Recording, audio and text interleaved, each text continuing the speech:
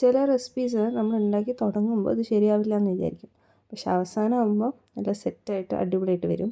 അതുപോലത്തെ ഒരു റെസിപ്പിയാണ് ഈ പ്രോട്ടീൻ പാസ്തയുടെ.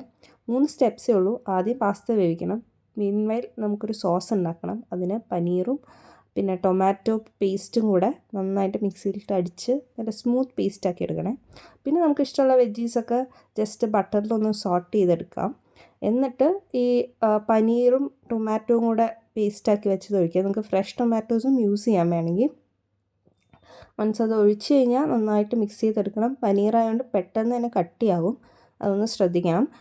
അപ്പോഴേക്കും നമ്മുടെ പാസ്ത വെന്ത് കഴിഞ്ഞു. അപ്പോൾ കുറച്ച് വെള്ളത്തോടു കൂടിയാണ് പാസ്ത ഇടുന്നത്. അപ്പോൾ കുറച്ച് വാട്ടറി ആയിട്ട് തോന്നാൻ സാധ്യതയുണ്ട്, പക്ഷേ അത് റെഡിയായി വരും. ഇളക്കിക്കൊണ്ടേ ഇരിക്കണം.